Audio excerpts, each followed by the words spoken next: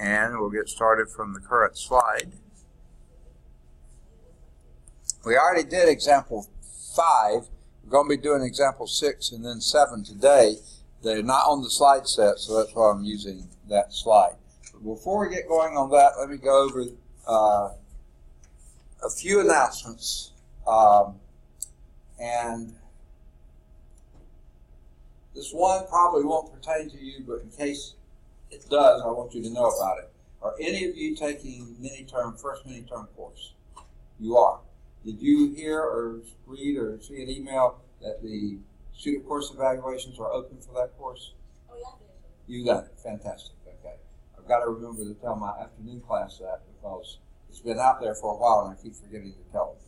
So this will sort of remind me to do that. Now, this is another thing that influences this class sort of big time. It's not immediate, but it's coming up. I think I told you at the very beginning of the term there would be a Tuesday this term that I was going to have a doctor's appointment, and my hematologist only sees patients on Tuesday mornings. So it's going to wipe out good possibility. Well, they've scheduled it now. It's not this coming Tuesday, but it's the following Tuesday, the 16th. My appointment's at 10:40. That means I have to be at the clinic by 9:40 to get blood work done. So that means I have to leave here at 9 o'clock, which means this class is wiped out. Okay, no class on the 16th. Now, what we can do is make up that class because it's not your fault that we're missing a class. It's not the school's fault. It's my appointment. So if we do want to make up the class, we can talk about when maybe to do that. So be thinking of that. If you do want to make up the class, when would be a good time to do it? I'll give you some of the options coming up. I'll get that back on Screencast-O-Matic. Well, we're on Screencast-O-Matic, so let's do it now. Is there any time? My biggest chunk of time is between 2 and 6 on Monday afternoon. Is that agreeable or fortunate or doable for any of you?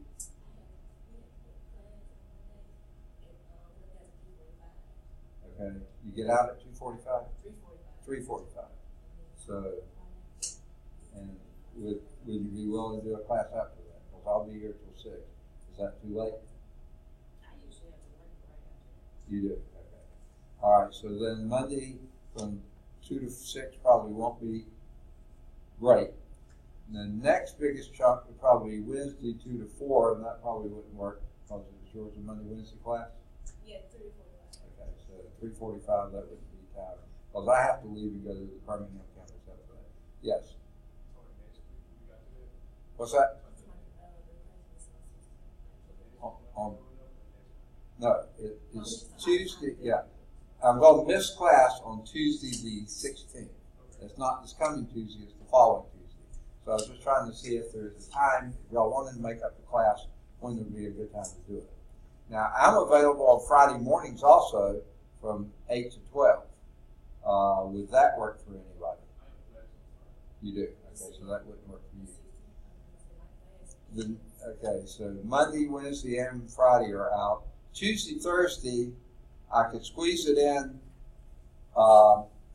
between, we could just do right after this class, just have another class immediately after it from, this class ends at 11:15, and so we could just go from 11:15 to 12:45.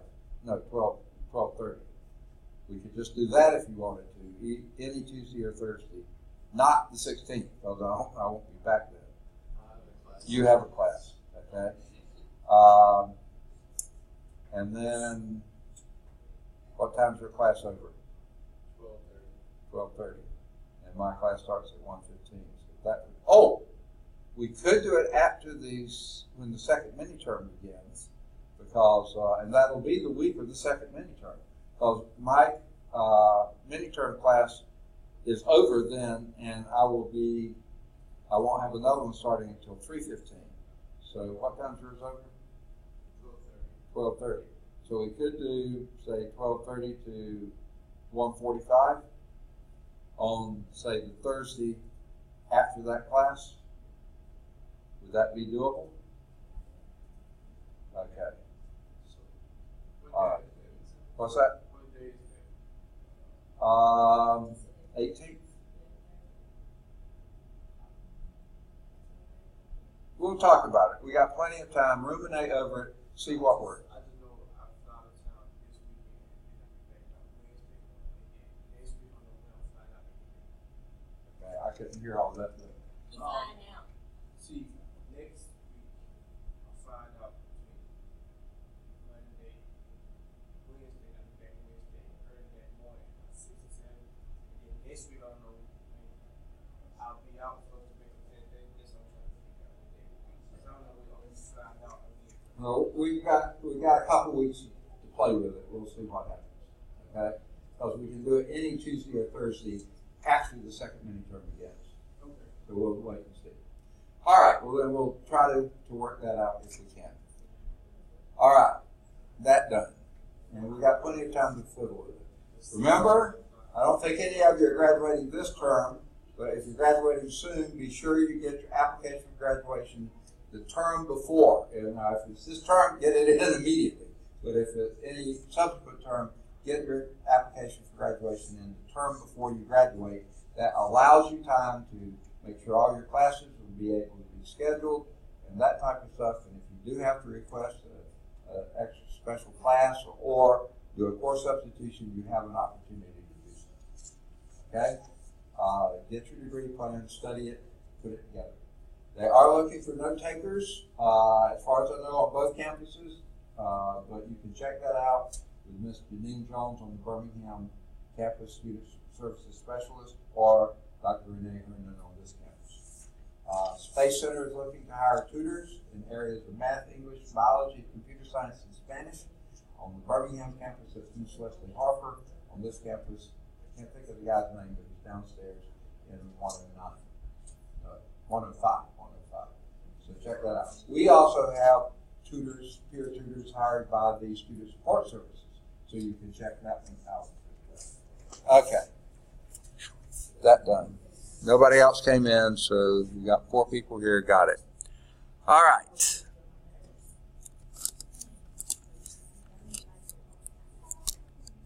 Let me get my pen set up.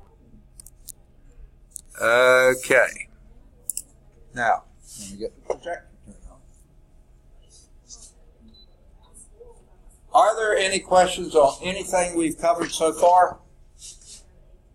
We're in section 4.7. By the way, folks, we're getting awfully close to test 2. And I'm getting pretty far from having all the test 1 turned in. Yes.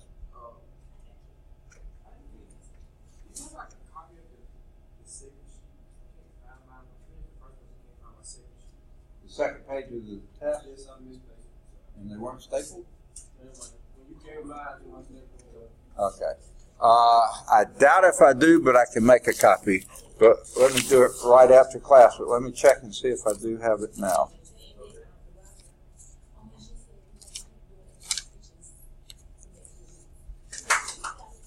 Actually, I do. You only need page 2? Okay. I think that's it. Question 11? Yes.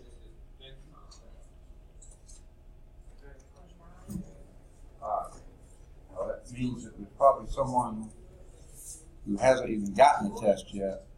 No, we did lose somebody. That's why I had an extra. Had one person who never showed. I probably made a copy for her. All right, any other questions? So please, folks, get your test 1 in, because I fully anticipate having test 2 in your hands by the end of next week, probably early next week. But so please try to get your test 1 completed. Any questions? All right, we're in chapter 4, trigonometry, 4.7 in inverse trigonometric functions, example 6.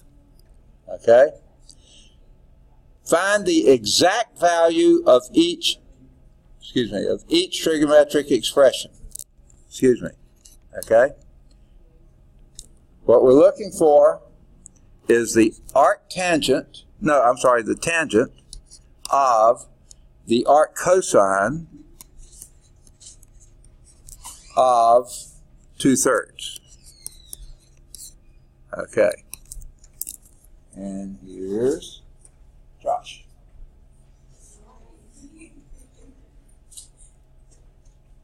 All right. Now, how in the world can we do that? Or can we do that? Okay? Now, the first thing I like to ask myself is, I could look at this and be pretty certain that's just a number. What's the arc cosine I'm looking for? Say again? That's 2/3. Okay? That's just a number. The arc cosine is looking for an angle. And then you can take the tangent of an angle. So this is making sense. Okay? So we're looking for the angle whose cosine is 2/3. Okay? Now, to do that, remind me, what is cosine? Cosine of some angle, you want to call it theta? I just did, okay. Theta, okay, is equal to 2/3. Isn't that the equivalence equation there? Okay. What does this represent? What does 2 represent for a cosine?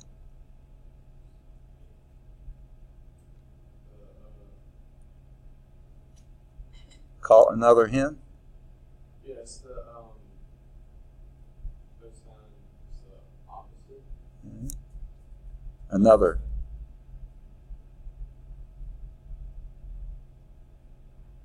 Call another hen. The A word. Adjacent. All right. This is the adjacent side over the hypotenuse. Okay.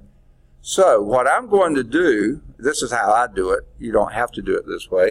I like to draw myself circles. Okay? And does anyone want to make a guess of what size circle this would need to be?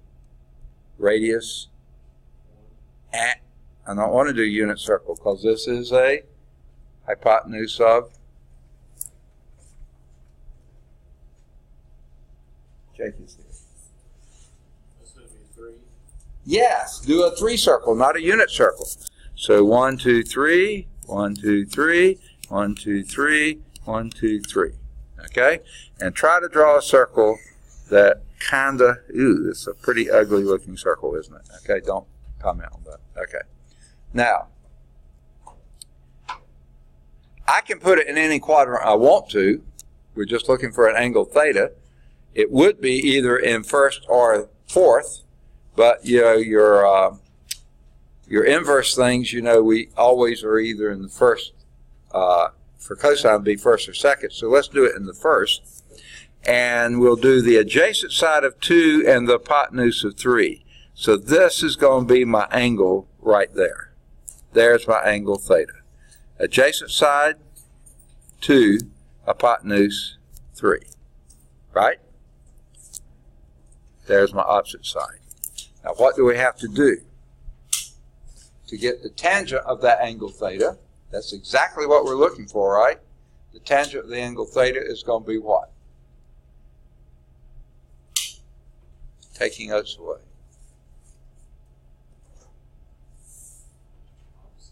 Opposite over adjacent.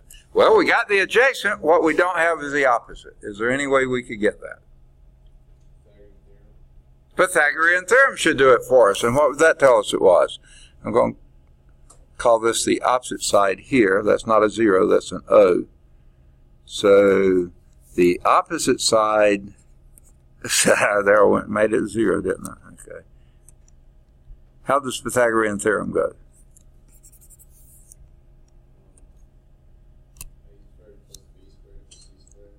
Okay, so a squared plus b squared is equal to c squared. Okay, I'll buy that as long as you can tell me what a, b, and c are.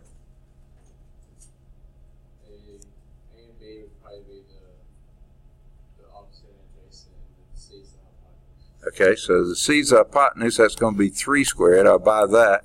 Which one of these you want to be the opposite and which one's the adjacent? I don't care. You tell me. Okay, the adjacent, we know that's going to be 2 squared plus b squared is equal to 3 squared. Okay, I can deal with that. What would that give me? You deal with it for me.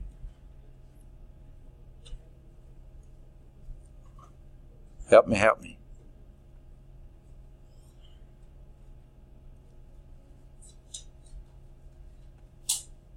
What could you do with that? You could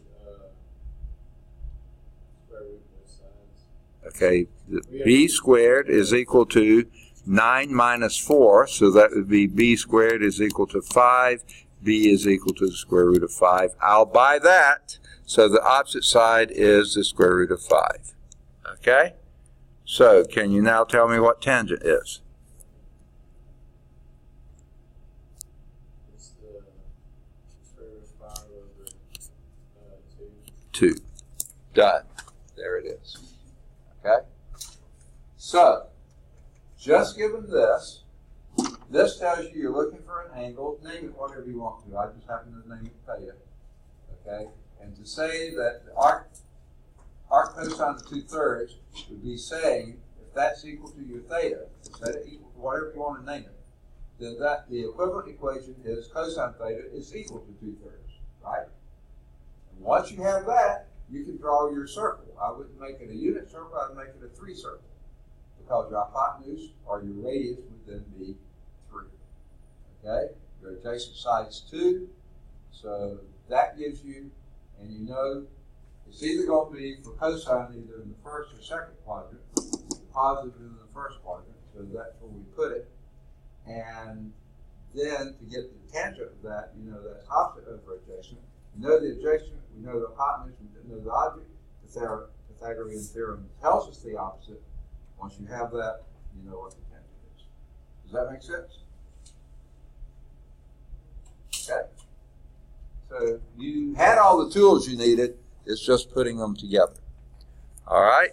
Let's see about the B one here. It's asking for the cosine of the arc sine, I can't read, of minus 3/5. Okay. I think that I want to erase some stuff. Probably don't need that anymore, or this, or that. And if I think I'm going to erase it all. That's not a very good looking circle to begin with.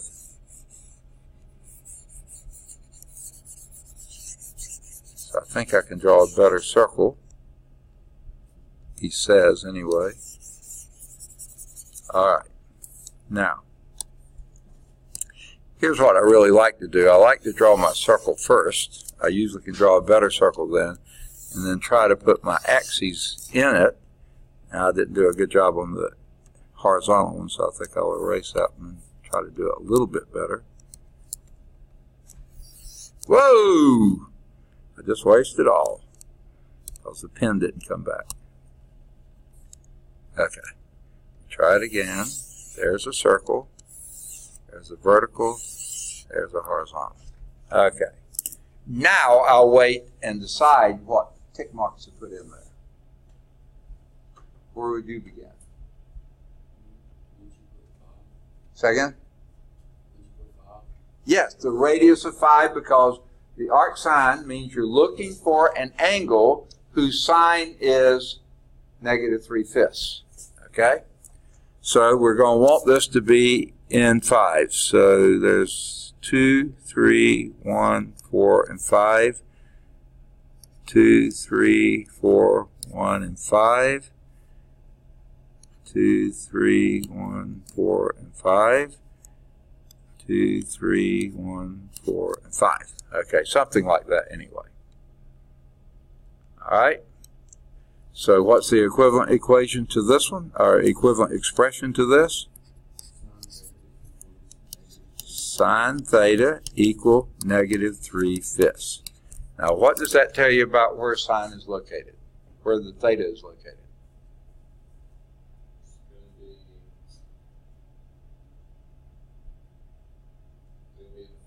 Fourth quadrant, because it goes from minus pi halves to pi halves. You're absolutely right. So the theta is going to be down there somewhere. And since the hypotenuse is always positive, that means the sine of your, and what is sine, by the way? That's the y, okay? So it's going to be a minus 3 on the y and a 5 on the hypotenuse. So here's my angle here. Something like this. This is the angle right there. There is my theta. All right? I didn't draw it very well, but you get the general idea. Okay? Now, can you give me the cosine of that angle? Ooh, this is sort of interesting, isn't it? Yeah, it's okay. That angle is going to be what? Well, we don't know what it is exactly, but anyone want to make a guess about what the cosine is?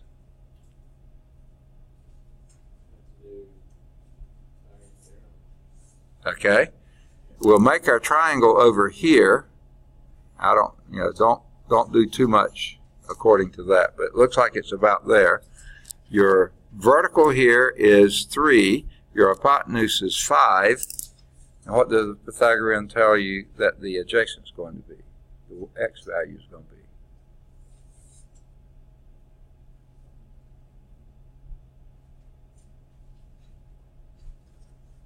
Would it be 8? I think not. Where'd you get 8?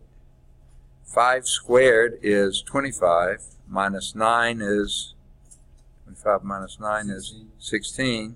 Square root of 16 is 4. Yes, I thought that's what you were thinking. So, that would be 4. Your adjacent side is 4. So what's the cosine of that angle? 4 over 5. Now, at first I almost panicked because I said, this is defined in the fourth quadrant, but cosine, well, I was thinking inverse cosine is not defined in the fourth quadrant. It's in the first and second.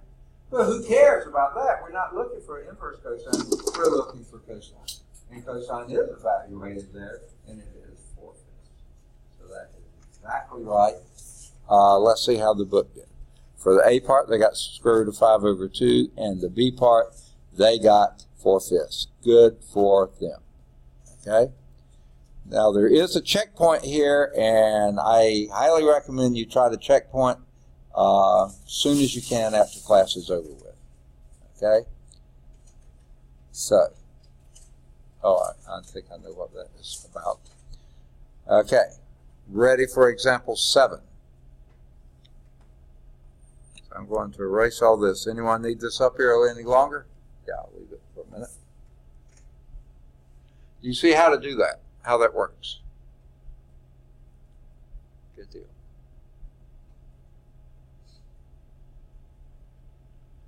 Where did you wrestle? Spring. Where? Spring. Springville. I didn't know they had a team. That's good.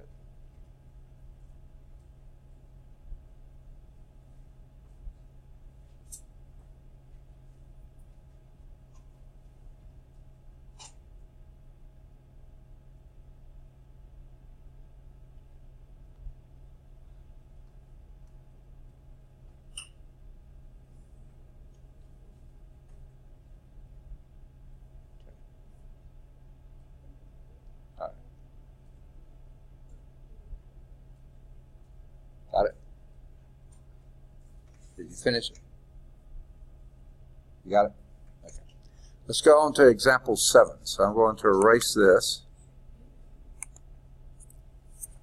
And let's draw our line here. Now, on this one, it says write an algebraic expression that is equivalent to each expression given here. Here's the first expression. The sine of the arc cosine of 3x, and this will be good for any x's between 0 and 1/3. Okay? We want an algebraic expression that's equivalent to that. Okay? And I hope you sort of figured out how we're going to go from here, right? What would be our first step? We take the inverse function and put it in the regular function. Okay, and what would that be? Cosine theta equals 3x. 3x. Very good. Now, and what is cosine? Adjacent over hypotenuse. And I don't see a denominator here, so what could you make it? 1. Okay. Now we're back to a unit circle if you wanted to be there and if you're comfortable with unit circles. Because that's what I would draw next. I would draw me a circle. It's not a very good circle, but let's just imagine it is. Okay.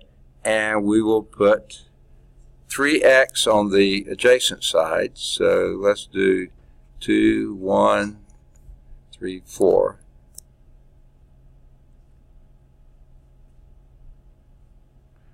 I probably shouldn't do it that way either. Let's just, don't guess this as a 4 circle. I'm just doing this as being 3x here. It may be way off, okay, but we'll have that be 3x, okay? And we'll call this the angle theta. And this will be a radius of 1, okay? Now, the sine is dealing with what? The sine of that angle theta would be what? And what would that be?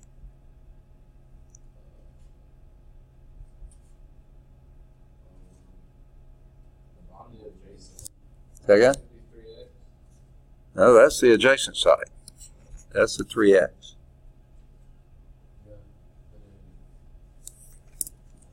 All right, Jalen's here. All right, still missing Chris and Gavin. Okay. What was the opposite side be?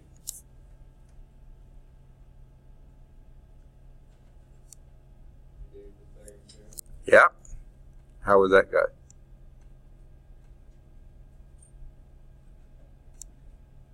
I kind of like your use of x's and y. That keeps it easier.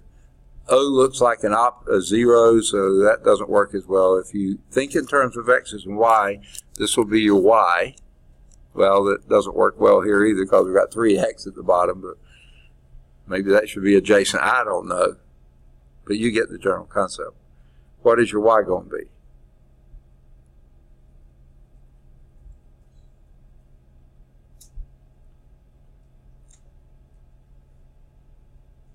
Or if you want to go back to opposite, that would be fine too. I don't care. Call it anything you want to, just not x, not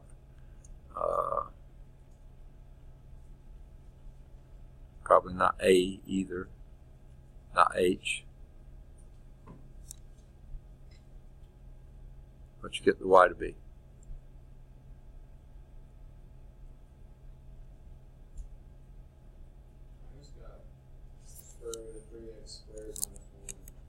Okay, what did you say that again? The square root. Okay. Okay. So the y is equal, okay, I think you got it backwards, don't you? 1 minus y squared is 1 minus 3x squared, right? Hypotenuse minus that one squared. Hypotenuse is the longest one. And the 3x has to be shorter. Notice the 3x is between 0 and 1. You know, so it's got to be shorter. So the y would be the square root of 1 minus 9x squared. Is that what you're saying when you reverse it? Yeah. Okay? Guess what? Your sine of theta is going to be exactly that, y over 1, which is that. So this expression here is exactly the square root of 1 minus 9x squared. when x is there and that first statement is there, because it's exactly what you did. This thing in here is your theta, and sine of theta is equal to this, that over 1.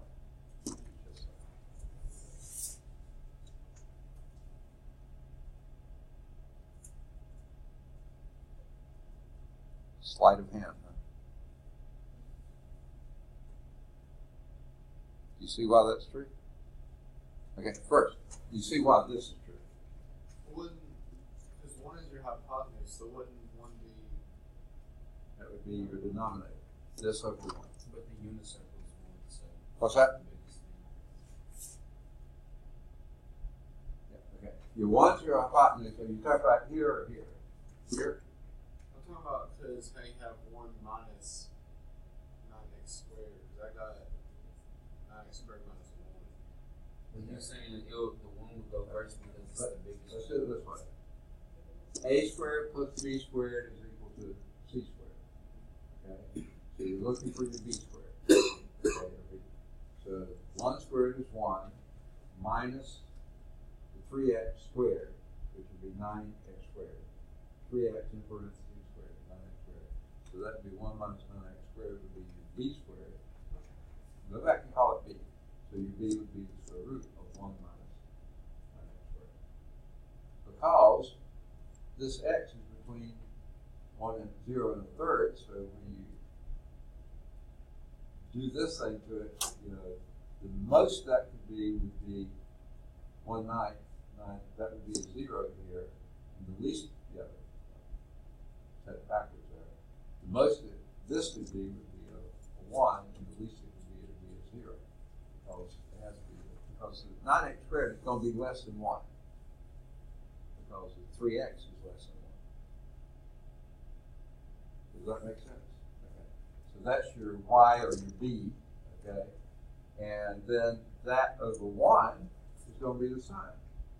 Opposite over 1, which is just the opposite side, that's going to be the square root of 1 minus, the square root of 1 minus 9x squared. With those conditions. Okay?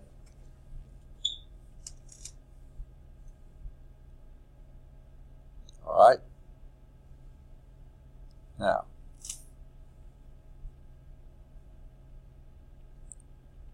what if we wanted the cotangent of that same arc cosine of 3x? Okay? So really, the first part of the problem, our picture, everything remains the same, but this time we're looking for the cotangent of that angle theta. And what is the cotangent of theta?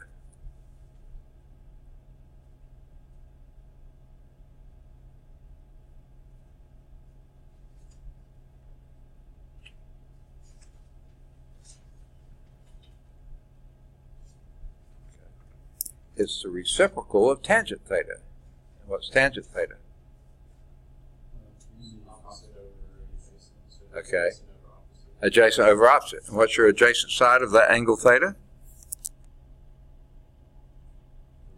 3x over the opposite side, which is the square root of 1 minus 9x squared.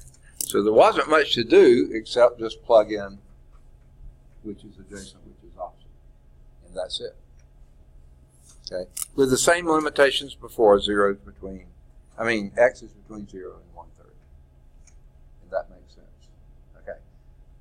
On this case, though, not quite. In this case, it's 0 is less than or equal to x is less than 1/3. Why do we lose the equal sign that we had here that worked perfectly well here? Isn't it because they use parentheses and brackets, so it's open? Yeah, it is, and the reason is if you put a 1/3 in there equal to 1/3, this would be a 0 down here. 1/3 squared would be 1/9 times 9 would be 1. 1 minus 1 would be 0. Square root of 0 is 0. You can't do it. Yeah, and you're right. Cotangent is not defined at that value. It's going infinite at that value. therefore, yes, we can't have it. So the only difference is this one, same domain. This one, lose that 1/3. That's the only thing. Everything up to 1/3 will be fine, but not 1/3. That would make your denominators 0. All right, good deal. There is a checkpoint there, and do the checkpoint. Okay? And that finishes 4.7. Let's do vocabulary for 4.7. Fill in the blanks. Does everybody have a book, ebook, or some type of book you can look at? Everybody does? Okay. You have one? Oh, you don't. Okay. So let me write it down.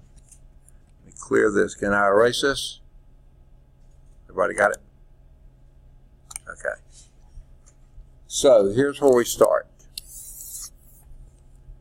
Number 1. It gives a function.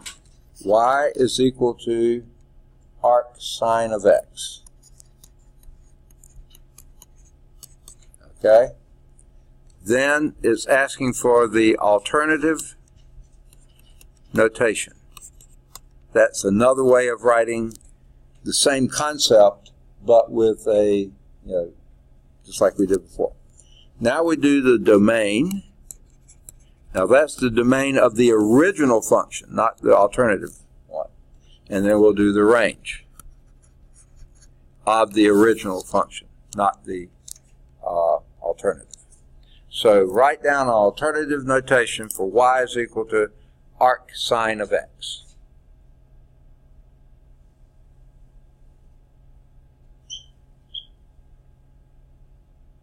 Write that function using a different function, but it means the same thing, an equivalent function.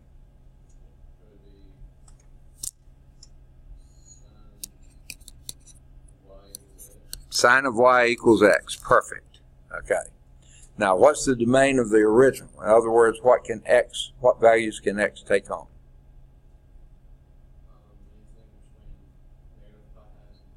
Okay. Okay. Let's. -1 to 1. -1 less than or equal to x less than or equal to 1. And here again is where I like to ask myself, what is x referring to here with an inverse function? That's your number. The y is going to be your angle. So therefore, make that your number range, which is -1 to 1. Which I think you already gave. The next part, the range of that original function would be, for inverse sine, -pi/2 less than or equal to y less than or equal to pi/2. Okay? Now for sines, cosines, inverse sine, inverse cosine, you do include the endpoints of both the 1s and the pi/2. Both endpoints. Okay, number 2. This time, and they gave you the second, but we figured it out on our own. This time they give you the alternative notation, and that is y is equal to inverse cosine of x. Okay? You give me the original function. Say again? Cosine of y equal x is, yeah, exactly. Cosine of y is equal to x. Perfect. Okay. I was hearing but not quite understanding. Okay. Now, this time when they're talking about the domain, they're talking about the domain of this one, the one they gave you. And what would that be?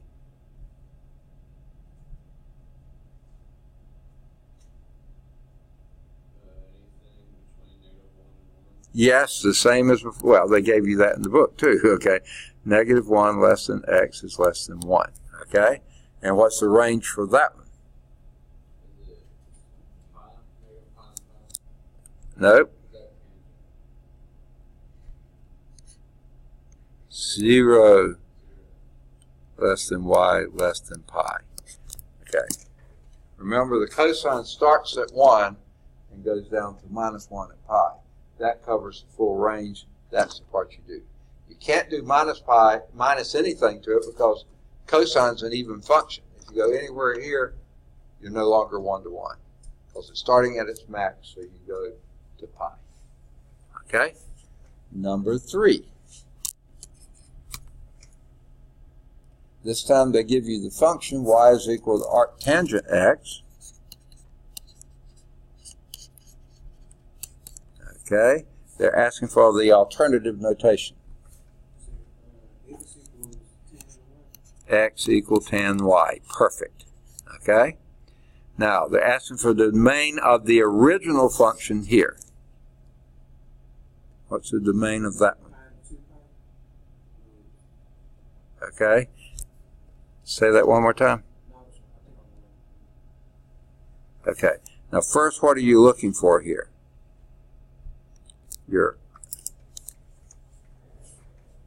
What is the x represented here? Not the angle. The arc refers to the angle if you get the arc operates on the number to give you an angle. The inverse operates on the regular function operates on an angle to give you a number. When you have it in the inverse of arc, you operate on the number to give you an angle. So what numbers can tangent take on?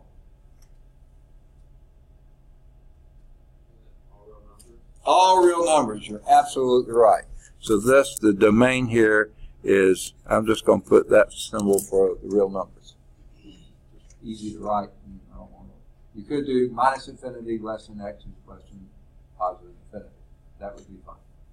Okay? Now, what's your range for the y? Range for y here. In other words, what values can y take on here? What values can you take a tangent out of? Negative pi halves to pi halves. So is it just like your sign up there? Like number 1?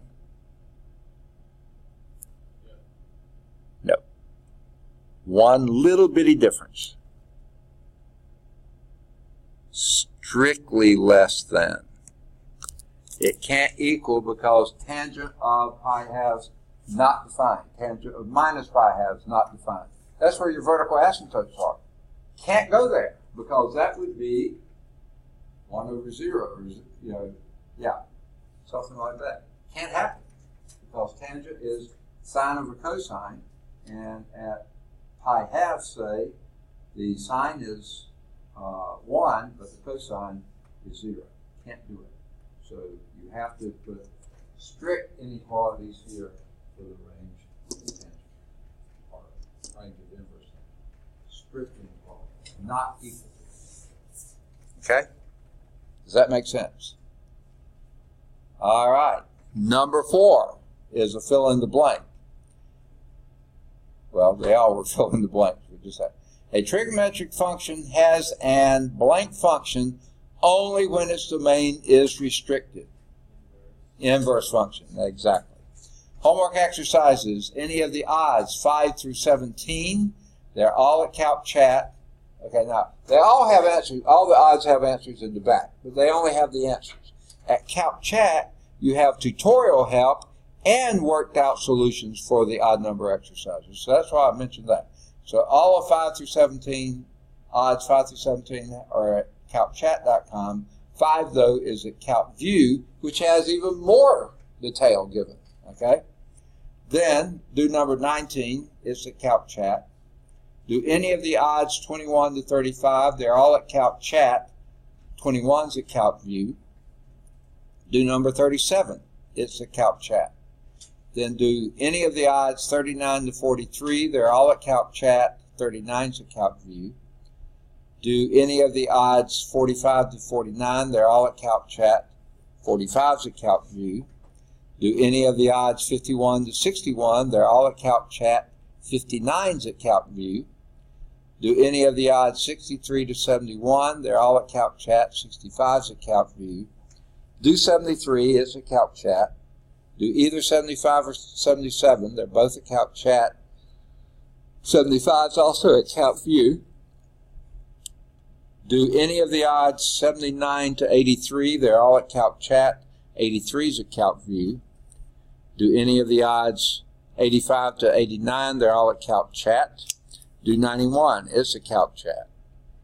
And do, sorry, any of the odds 93 to 97, they're all at Calc Chat. Then do any of the odds 99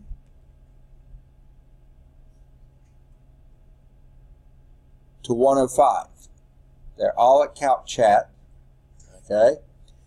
Then there's some true false, either 107 or 109 or both. They should be at Calc Chat. Then there's a couple of other, this is getting into the things I don't really care for, but if you want to play with them, you can. 111 and 113. 111 is not bad. 113 just gets to be a little bizarre, but you can do it. Then either 115 or 117 or both. They're both at Calc Chat. Any of the odds 121 to 125, they're both all at Calc Chat. And then 127 is a problem. You can do that if you'd like. It should be at Calc Chat. 129 is a think about it, so you can fiddle around with that too. And it hopefully is at Calc Chat. I don't know if Calc Chat thinks about it or not. All right, any questions? That finishes 4.7. We're ready for 4.8. Any questions? Okay.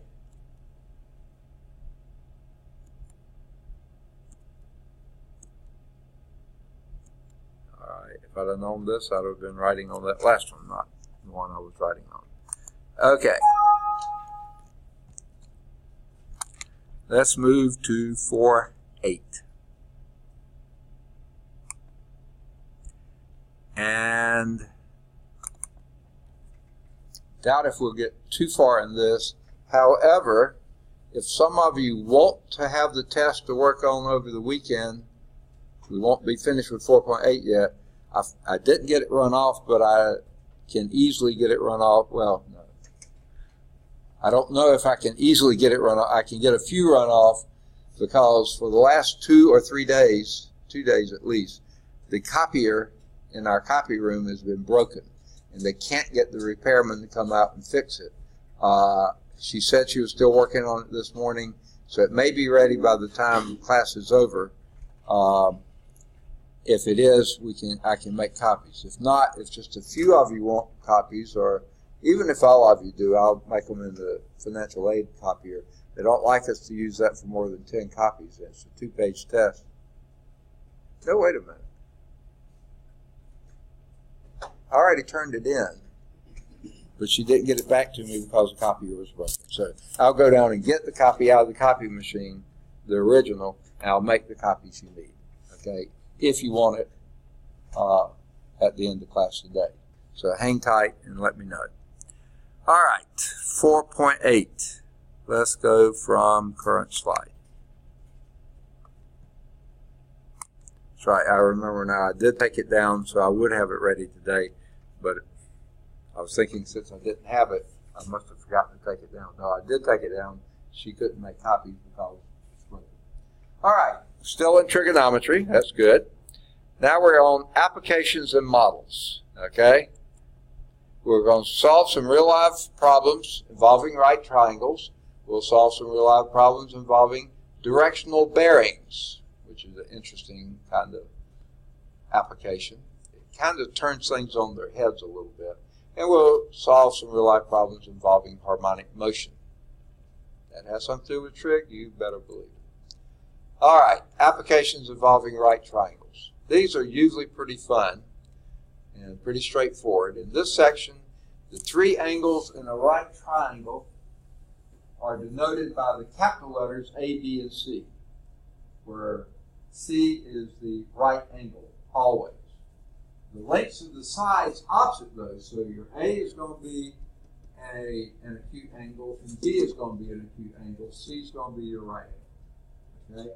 So these are going to be the vertices of that triangle. and they're going to represent the angles that they're near. The lengths of the sides opposite these angles are denoted by the little lowercase a, b, and c. So the side opposite angle A is going to be little a. The side opposite angle B is going to be little b. And of course the side opposite the right angle C is going to be C. C is going to be the hypotenuse. Just like the good old Pythagorean theorem that we know and love. Okay? That's usually the way we refer to it.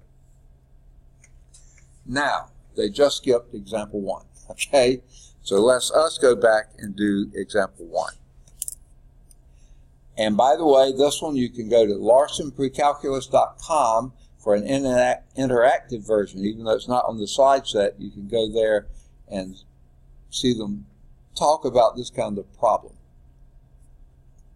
All right.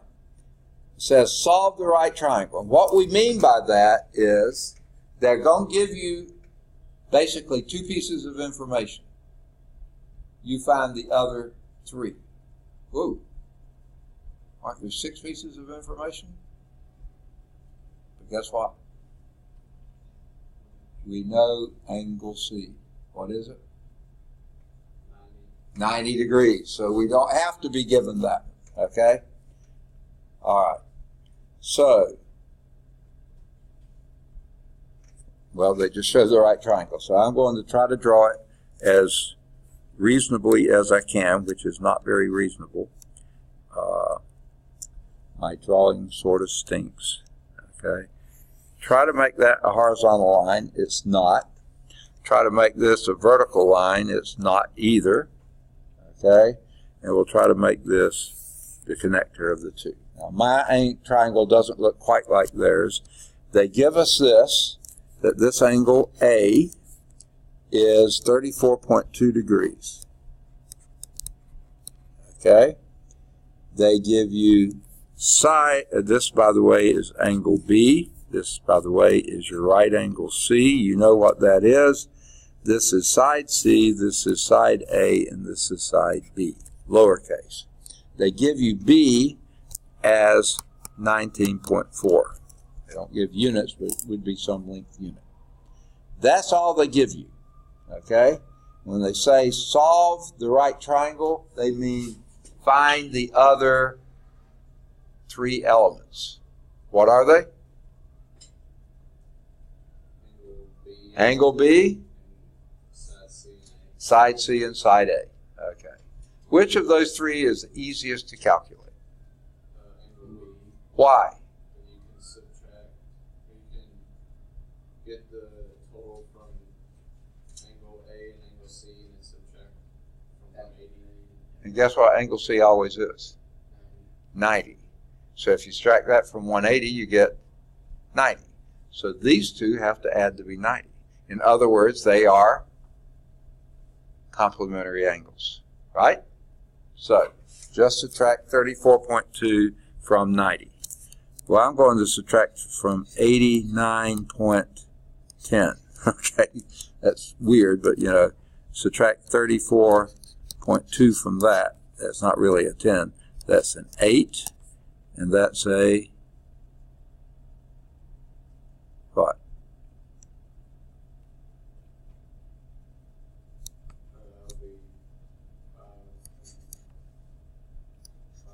55.8. So angle B is 55.8 degrees. Make sense? All right. Now we've got that. What you want to go for next? Got a choice of 2, you choose.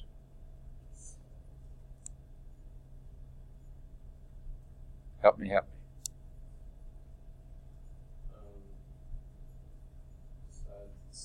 Side C. He's going for C. How is C, side C, related to the angle we know and the side we know?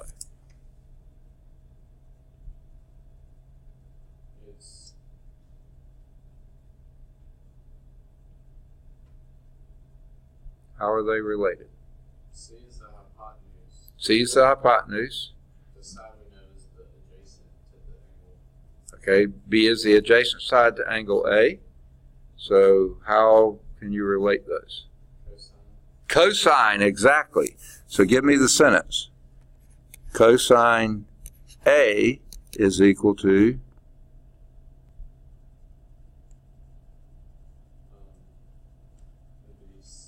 B over C.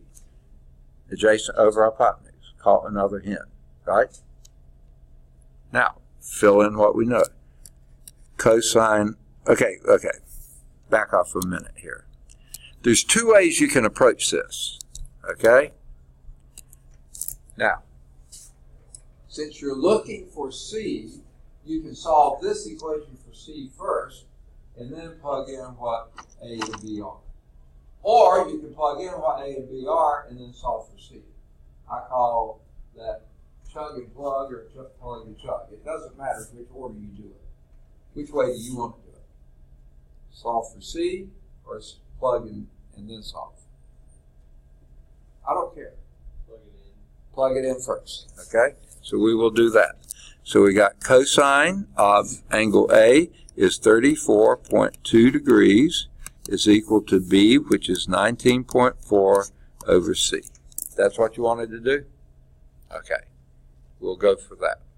Okay? How do you solve for C? Yes, because C's in the denominator, that's not very convenient. Let's get it in the numerator by multiplying both sides by C. Here the C's go out, and you have C times the cosine of 34.2 degrees is equal to 19.4. Now how could you solve that for C? Divide both sides by cosine 34.2 degrees. Okay, these go out, and you get C is equal to. Now, before you do a single thing, what do you check and make sure?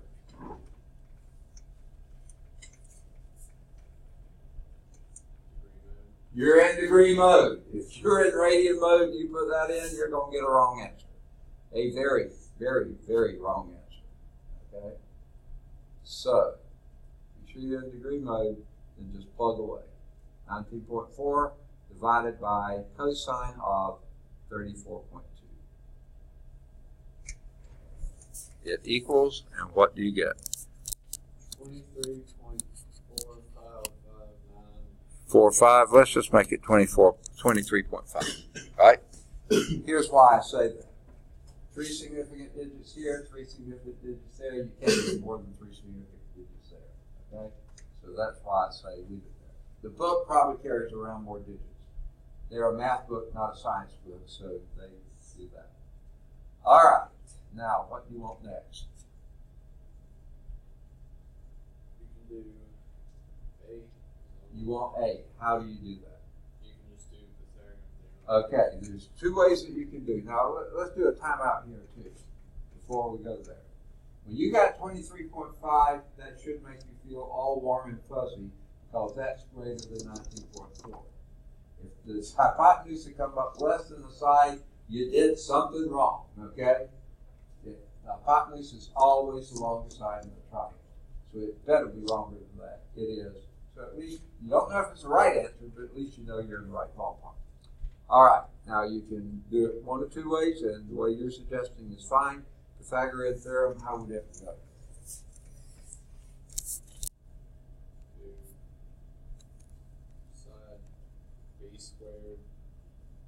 So they get C squared, is that what you said? I said you do side B squared. Oh, okay. B squared A squared plus A squared C squared equals C squared. Okay, we know B and C, so let's plug in and get A. So you want to plug and chug or chug and plug? I don't care. Plug it in. Okay, B was 19.4 squared plus A squared is equal to 20. Now, if you have your answer on your calculator that you got for C, and you have all those digits there, I'd go on and square that one, because that's more precise than what you round off. And that's the one disadvantage of doing Pythagorean theorem that way, this way, is that you could induce some round-off error with that c. So use all the digits that's there, square that, then subtract b squared from that. That's exact that you know. And then that gives you a squared. Then take a square root of your answer, and you should have a. So this is 23.5 squared. So then a squared is equal to 23.5 squared minus 19.4 squared, and then take the square root of that answer to give you a. And what do you get?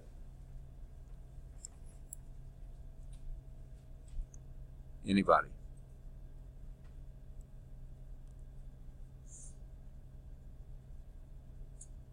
Anybody?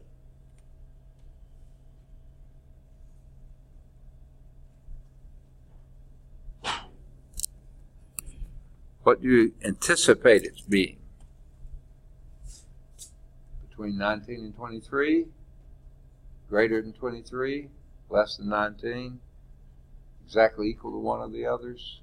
What do you expect?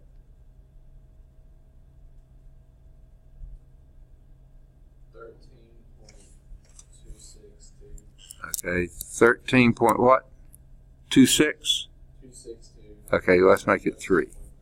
Okay, about 13.3. Does that make you feel warm and fuzzy?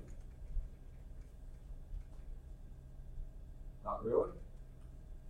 It should. Why? The side opposite the smallest angle is going to be the smallest side. And sure enough, 13.3 is less than 19.4 and certainly less than 23.5. The hypotenuse has to be along the side. It is. The middle angle gives you the middle side, and the smallest angle gives you the smallest side. So at least the relative sizes are good. Now here's why I said there's a little disadvantage to that, especially if you use this round-off value to get this one. You may have introduced a little round-off error. Usually I like to do as much with the original as possible. So in that case, I would have said that the tangent of 34.2 degrees is A over B. I know this, I know that, precisely, exactly. So that would give me the best shot at A. So let's do, we have done inverse, yeah, we have done that. So let's do A is equal to inverse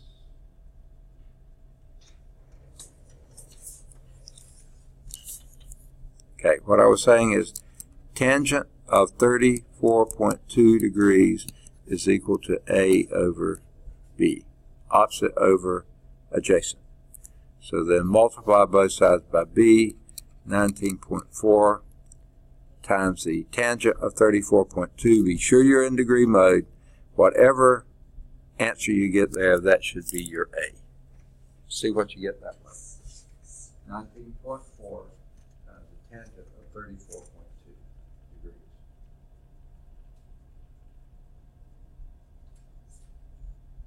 And frankly, I think this is fewer calculations too than Pythagorean theorem. But in this case, I think it's more precise.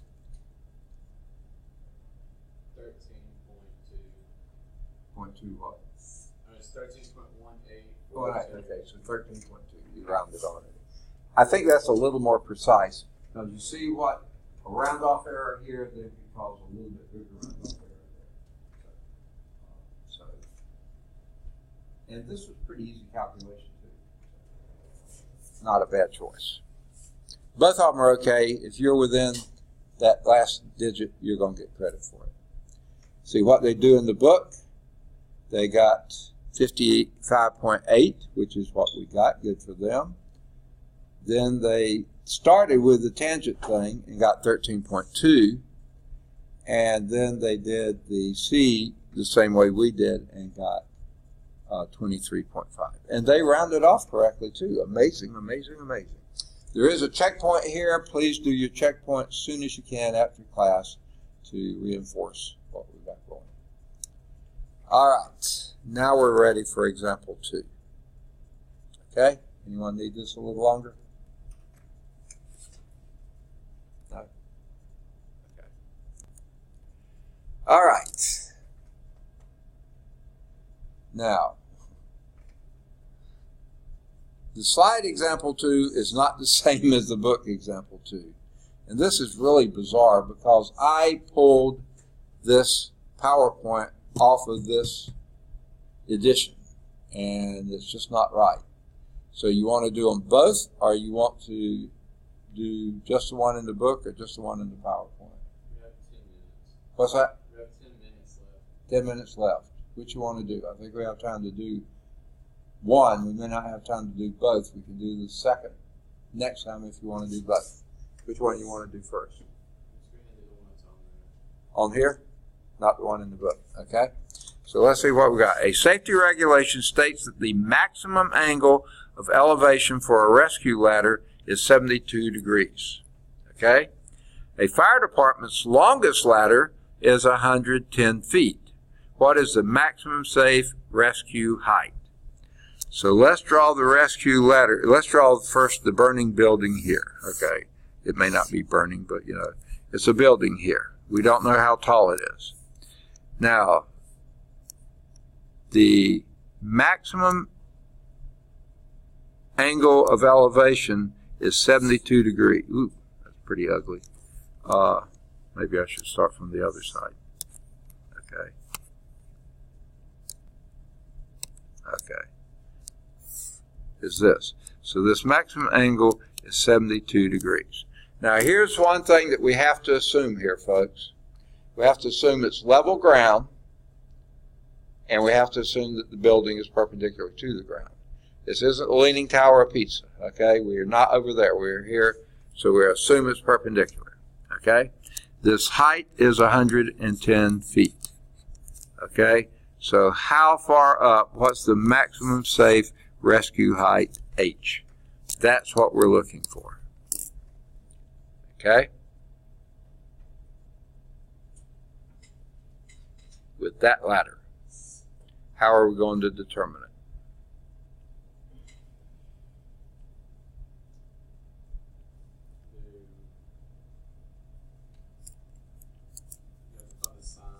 Okay, the sine of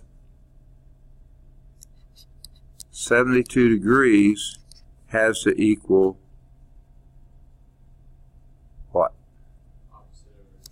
Yeah, H over 110 feet. Do you see that? The sine of this angle, maximum angle, 72, has to be, like I said, the opposite side of the hypotenuse, H over 110. Okay? How would you go about solving that? Multiply both sides by 110 feet, which is sort of ugly, but 1, 1, 0. Okay? These go out, and this leaves us with what?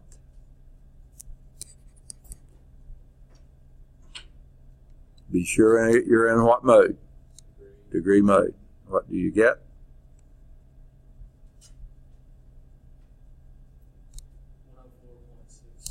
104.6. Okay? Now, usually I would say we need to round to 3 digits. Well, actually, we really ought to do 2 digits. Okay? So I sure wouldn't do 0.6. But in this case, I don't round that to 105. Why? Maximum safe height. Don't do anything above that. If anything, go below it. So I would say either 100, because that, if you do in 2 significant digits, round that down. If you do 3 digits, then round this down too. Not because it's how you round, but because your maximum safe height is no higher than that. Okay? You can't go any higher, even though this looks like you could. I'd say 104. Now, let's see what the slide does. Okay? And I think I'm going to erase this. Is that all right to erase? And that would be in feet. I didn't put my units there, which is not good, but I'm going to erase it anyway. So they show here the, they have it on top of a fire truck, which they didn't tell us, but it's okay because they're going to say how high above from the surface, okay? And that's set up just like we did. It follows that A is equal to C sine A, which is sort of what we did. We didn't name it that way, which is 110 times sine of 72, which is exactly what we did, and that's 104.6, and they didn't put feet above the height of the fire truck, okay? So I don't think they had the right to do 4 digits because they only had 3, or actually 2 inputs. So I would accept that, but I would also accept 104 or even 100 to have your significant digits correct. All right, that was example 2 off the slide set. And how are we doing on time? 4 minutes. You want to try to do example 2 from the book or not? Okay, so we'll start next time on example 2 from the book, not from the slide set. Okay? And homework exercises here. We'll do any of the odds 5 through 11. They're all at Calc Chat. Number 9's at Calc View. Okay? We didn't do finding an altitude, so we'll wait and do that next time, though I think you could do it. Yeah, I think you can. Let's do either 13 or 15. They're both at Calc Chat. 15's at Calc View. Okay? I think you can do 17, 19. So I'd say any of the odds 17 through 20, wow, through 23. 17 through 23, they're all at Calc Chat. Okay. We'll pick up and go from there. Does anyone want the test for the weekend? No? Okay. They'll be ready hopefully Monday. They may even be ready now, but I've been checking on it the last 2 days and they haven't been ready yet.